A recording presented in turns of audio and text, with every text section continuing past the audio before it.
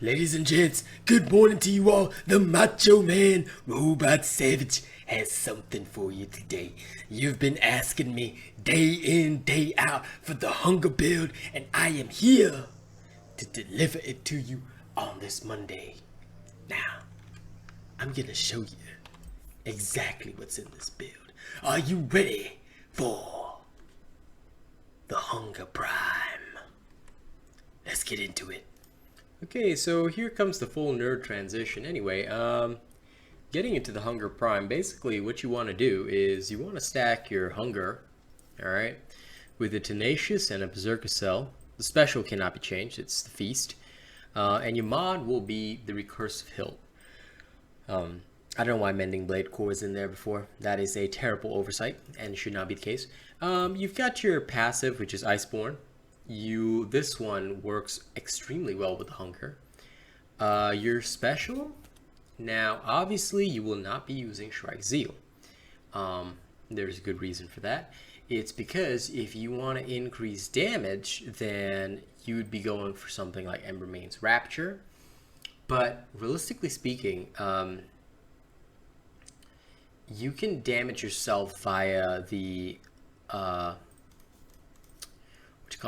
via the aura. So I don't know, for me personally, I really like Pangar Shine or Skarn's Defiance. It's honestly up to you which one you choose. Skarn's Defiance I personally like as well because of the I like it in particular because not only does it shield you, the proc on the status effect of the Skarn's Defiance has actually been really good these past few days. I use it in a lot of builds, so that might be one that you want to consider for the Hunger. You'd put an Aetheric Attunement cell in here. Why? Because, you know, just having it up more often is pretty awesome. So for me, that's what I would do. You could also go with a Zeal cell. You'd actually get more use out of it, 15% roughly, if you wanted to know that. But it's up to you because then your lantern hold will be slower. So it's up to you what you choose. I usually go with Aetheric Attunement. Okay, Nasher Cap with a Tough cell, standard for these types of builds. Dark Marrow with a Rage cell to get your +6 Rage on. I'd have a Chrono Grips with a Tough cell, and Chrono Treads with a Berserker cell. Now you may think to yourself, why would you do that? Shouldn't you go with like more, like I could swap around, I could choose not to use Pulse, could choose to use something else that would be stronger. It's really up to you how you do it. If you don't want Pulse, right, one of the alternatives, like for me, I just like to have a critical on that 5th hit, but I'm going to show you how to do an alternative build right now. It's fairly easy because don't forget, you've got a Tenacious cell up here, right? What you can actually do, you want to drop Pulse. I would go with something like Time Weave Gauntlets. Yeah, okay. So I would put in something like, or Grasp of Thorns. Honestly, up to you. Honestly, up to you. It's about how you want to structure it. Time Weave Gauntlets gives you a bit of overpower, which is really nice. You can grab this and throw in the Berserker, which you infuse into the Hunger. This gives you an opportunity to go up here and put in a Toughness cell. Okay, so you maintain your +6 tough, which is key to this build. So that one you cannot change. Then instead of the Pulse here and another Berserker cell, I would probably choose something like the Boreal March, which comes with Tenacious baseline. Alright, I'd still get my other Berserker cell here. Right, and then I change this Tenacious cell up here to maybe, if I wanted to max out Ragehunter, I could do something like that. That way, against enraged behemoths, you dish out even more. This is also a potentially very viable build, but you just have no crits with this build. It'll be a pure raw damage build. So you can go with this if you want to. I think that it is a perfectly viable alternative as well. And I'll be demonstrating the alternative version because just to show you that it works. Because Ragehunter can be fucking important when you're dealing with tougher behemoths that do enrage on a regular basis. So do consider that. Iceborne is also great for booping, and I'm going to show you how that works as we go into the combat showcase. So ladies and gents, if you're ready to see the Hunger Prime, don't forget to like, share, and subscribe. You can also drop a tip if you want to support your boy. It's optional. The link is in the description of the video, but for now, all right, let's see this amazing horror in action. All right. Like I said, the Hunger Prime depends on your playstyle. You can go with my personal pulse style, or you can go with the rage style.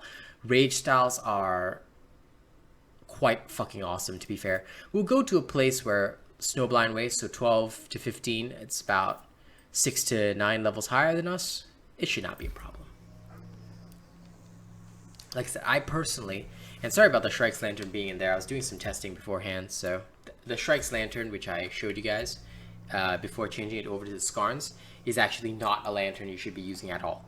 Because the 10% bonus to attack speed and move speed is totally worthless, in my opinion. If you wanted to get that, you may as well go for Evasive Fury.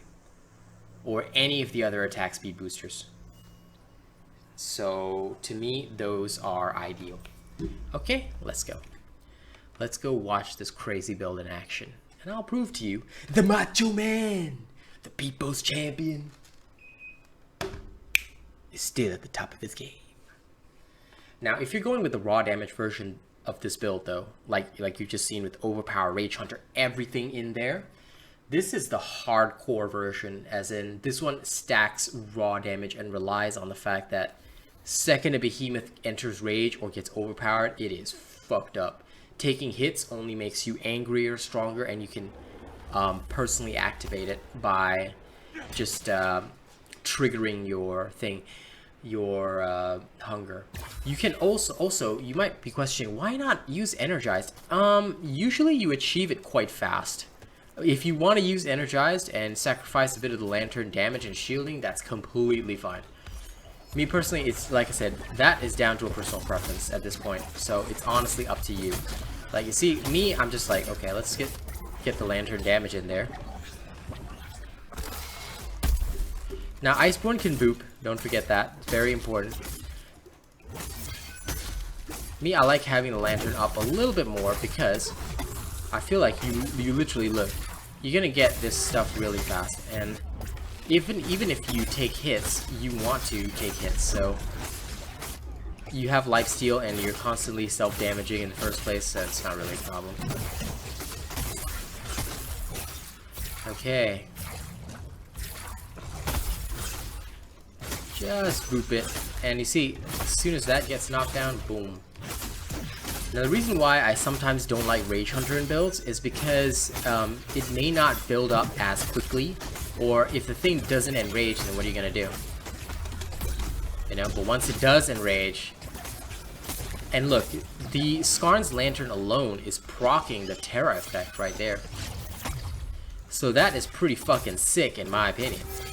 You know, and the more you take damage with this build, the faster your Iceborne cools down, which gives you another boop to deal with.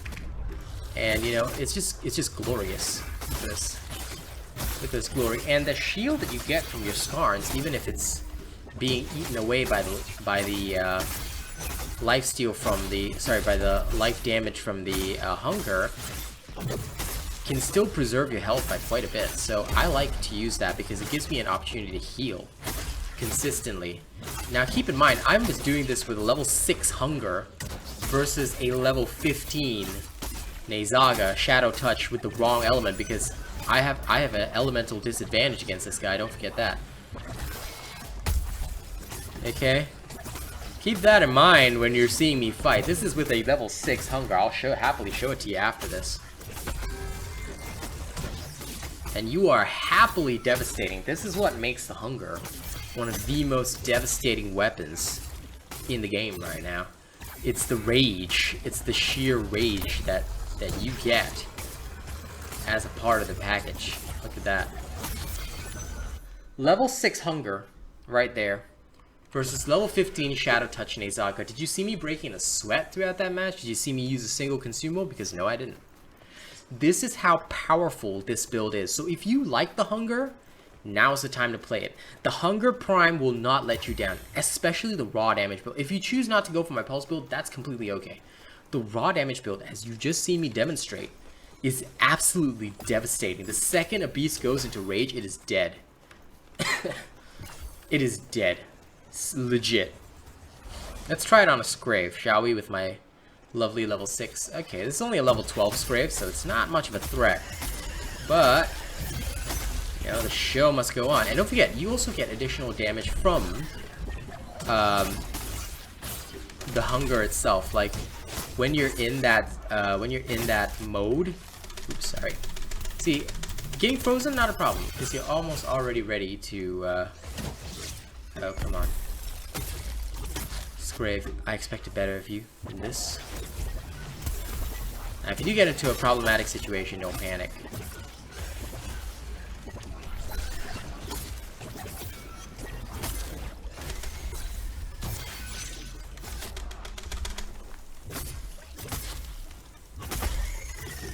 Overpower the behemoth. Just keep it on lockdown. Okay, like that. Scraves are generally known for their high damage, so give it something to really cry about.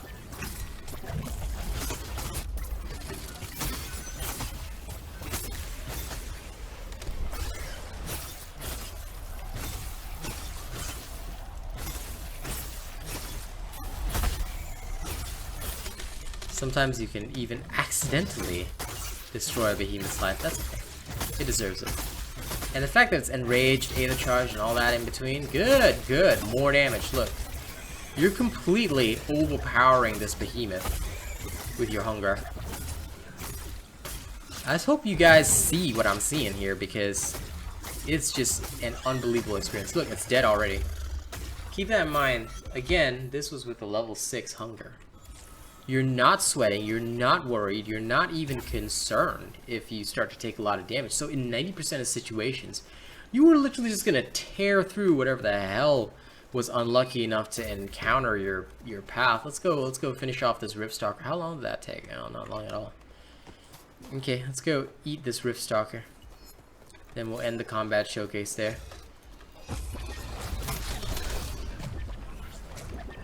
Okay, after it goes into happy mode.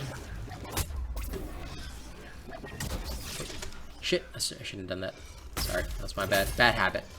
Okay, so one bad habit you should probably also erase, just so you know, is don't auto dash without doing a direction. I don't know why I have this problem, but sometimes I don't trigger the direction for some god-awful reason. It's actually my bad, but yeah, don't pick up that bad habit, okay? Pick up only good habits. Like completely devastating behemoths because they deserve to be destroyed. Cool.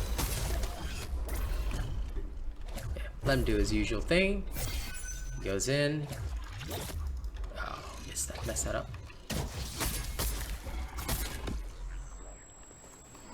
Okay, now this is where Iceborne is useful.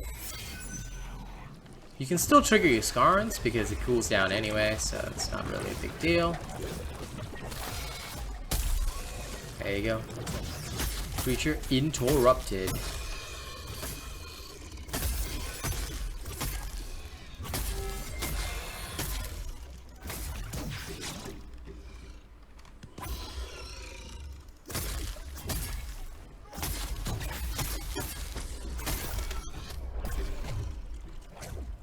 Yes, do your thing. Come on.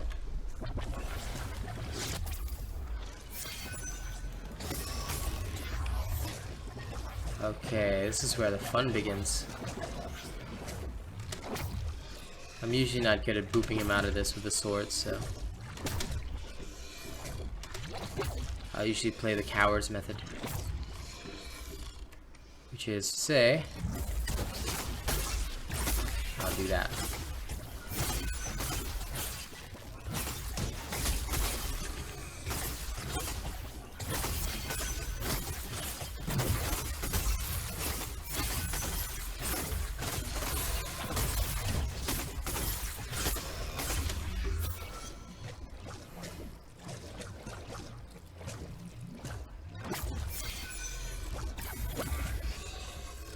can literally evade it in this way as well, just so you know.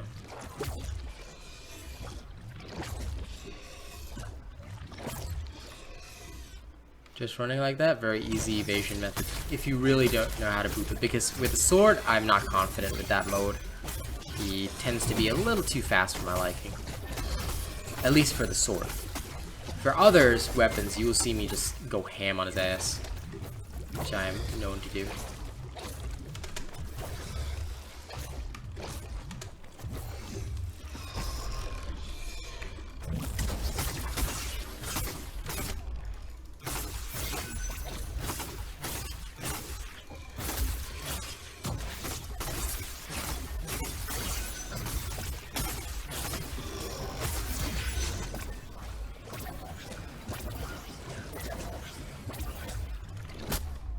Now, occasionally I will do something stupid when I'm just sure that the stars and the planets have aligned.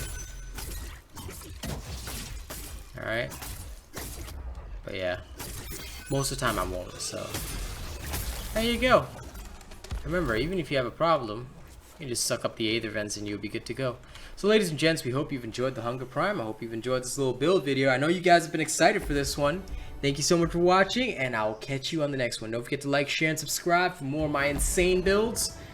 Drop a tip. You want to see the content come out even faster? Link is in the description of the video. Catch you on the next one.